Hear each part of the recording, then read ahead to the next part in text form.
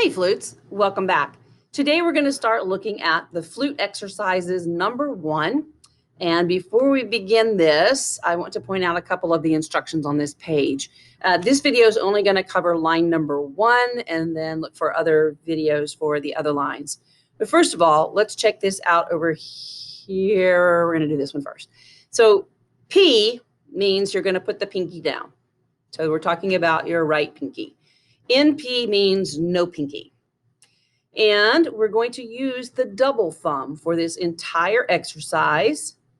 The first line is going to involve that double thumb. This starred one, this note is not going to be for this particular line, but just we're going to use this fingering for the E flat when we get there.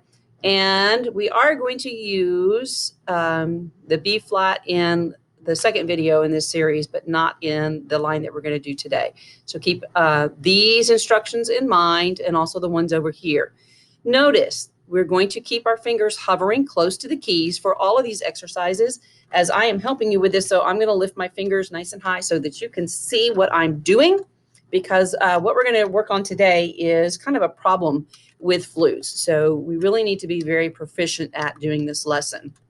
So first of all, I want you to notice that my head joint is resting on my shoulder, because we are going to be practicing going from C to D. So C and D are complete opposites of each other.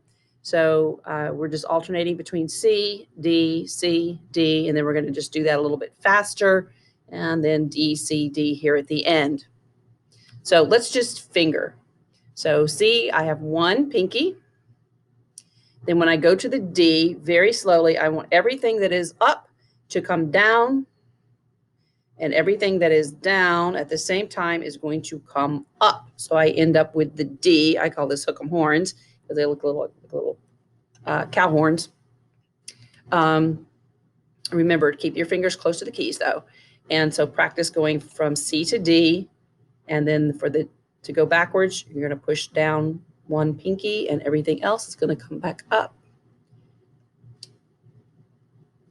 So just practice going back and forth between those two notes. You can just like do this all day long around your house if you're at home doing this. So you can get very proficient at moving the fingers very precisely. But start slow and then work up speed and make sure that it's clean. When we press the keys, we don't want to end up with blippy sounds, blah, blah, blah, because that's gross. So they all have to hit at the same time and all have to come back at the same time. So if you have done those things already and you feel pretty comfortable that you can go between C and D without messing up the fingering, then you are ready for this video. Okay, assuming that you have already done that, we're going to go on. There's the metronome. Okay, so check your thumb position here. Make sure it's nice and beautiful. And we're starting on C, one pinky. And tap, tap, breathe. Flip to D. Flip to C. Flip to D.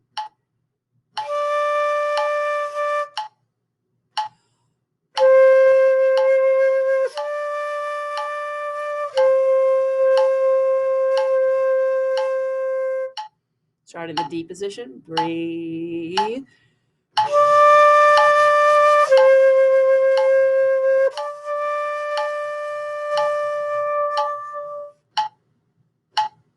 How'd you do? So go back and practice this video a lot so that you're very comfortable moving between these two notes. Other notes in this series won't be quite as difficult as these two. And once you have this down, the rest of it's going to be a bit of a piece of cake. So good luck as you practice.